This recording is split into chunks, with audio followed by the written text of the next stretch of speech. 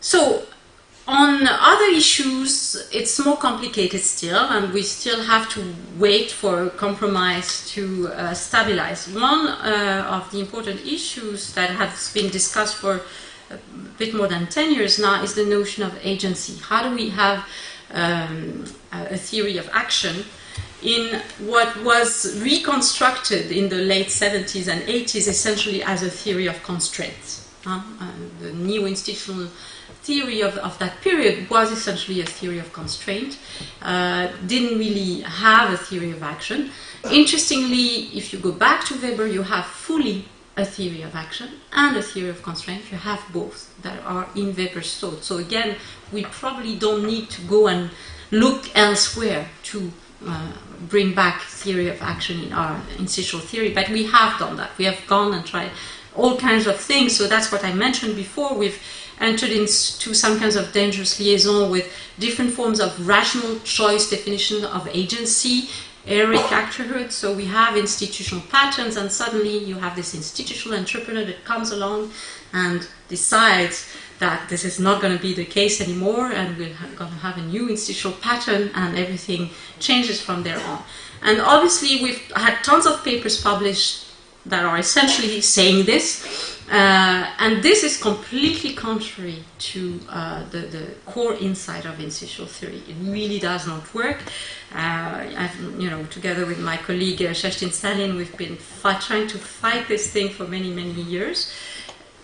At least in the introduction to the Green Handbook, this was clearly said, so we're happy that this sentence was there in the introduction to the Green Handbook, that within an institutional theory framework, agency is always soft agency. Action is always embedded.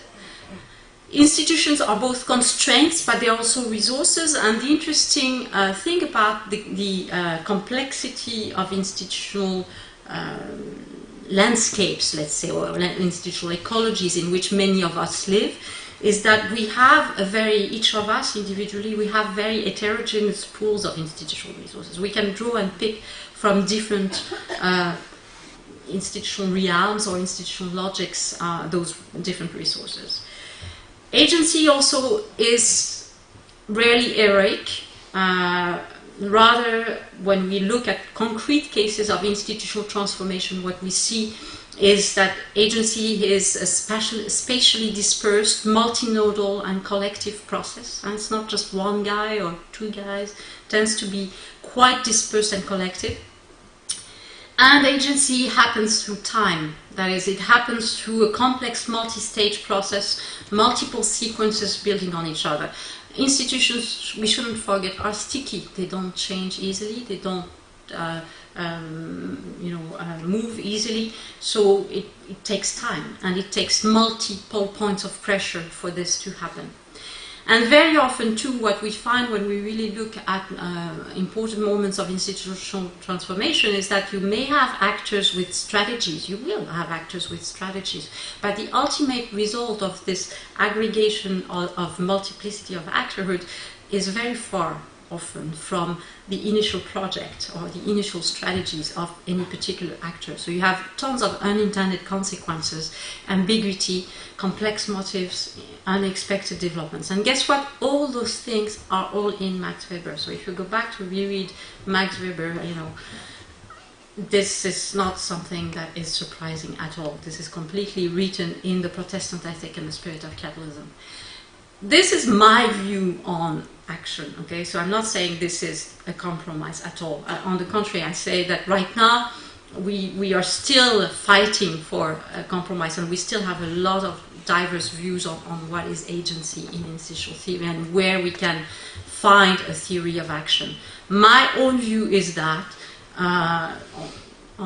that's how I work. That's the way in which I theorize agency in my own work on institutional theory. But I'm not saying this is shared by everybody. Quite to the contrary.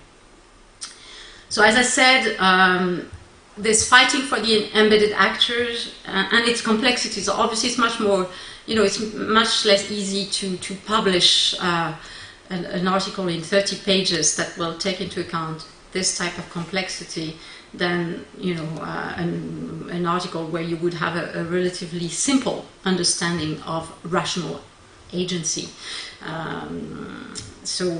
I think there is a role for non-North American institutionalism. There has been a role, as I said before. I mean, it's been really at the beginning of the institutional entrepreneurship craze, as I call it. I mean, the only voices I was hearing saying this really doesn't work were European institutionalists, Renate Meyer, Kerstin Stalin, and all those people, Barbara Czarniawska.